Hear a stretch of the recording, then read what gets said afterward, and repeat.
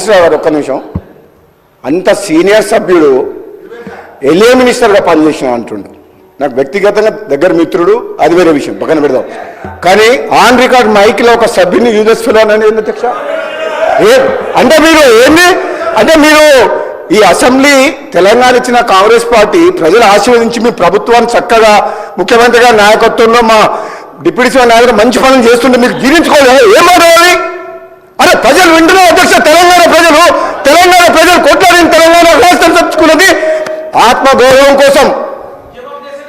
అటువంటి ఆత్మగౌరవం కోసం ఆంధ్ర ప్రజలు, ఈ తెలంగాణ ప్రజలు తెలంగాణ రాష్ట్రాన్ని నడపలేరు ఉన్నారు. కానీ ఈరోజు మీరు ఏమనుకున్నారు? మీరే పర్మనెంట్, ఇక మీరు ఎవరు రావాలనుకున్నారు. తెలంగాణ ప్రజలు ఆశీర్వదించితే కాంగ్రెస్ పార్టీ వచ్చింది. అసలు వీళ్ళు ప్రభుత్వాన్ని నడపలేరు అనుకున్నారు. బ్రహ్మాండంగా ప్రభుత్వం నడిపి కాంగ్రెస్ పార్టీ ముఖ్యమంత్రి గారి నాయకత్వంలో బ్రహ్మాండంగా మంచి పనులు చేస్తుంటే జీర్ణించుకోలేక అసహనంతో ఒక సభ్యుని పట్టుకొని యూజ్లెస్ ఫెలో అని అంటున్నా అంటే క్షమాపణ చెప్పాలి అధ్యక్ష. క్షమాపణ చెప్పాలి అధ్యక్ష. అది చాలా అన్యాయం. ఇది చాలా అన్యాయం. ఎందుకంటే ఈ సభ గౌరవాన్ని ఒక సీనియర్ సభ్యుడు ఆ విధంగా సభ్యులు ఉద్దేశించి మాట్లాడుతుంటే తెలంగాణ కోసం పోరాడింది మీరు ఒక్కరు అనుకుంటే తెలంగాణ రాలే. ఇది ఇచ్చిన తెలంగాణ కాంగ్రెస్ పార్టీ. ఈ తెలంగాణలో మీరు ఏం మాట్లాడినా నడుస్తుంది ఇన్ని రోజులు అనుకుంటూ ఇక మీరు ఆధార్ సాగవు.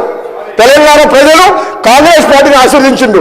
ఈ మాటలు హరీష్ రావు గారు నేను చెప్తున్నా, మీకు సభ మీద ఏమాత్రం గౌరవం ఉన్నా, తెలంగాణ రాష్ట్ర ప్రజల మీద ఏ గౌరవం ఉన్నా, సభ్యుల సంస్కారం మీద గౌరవం ఉన్నా బేషరతుగా మీకు క్షమాపణ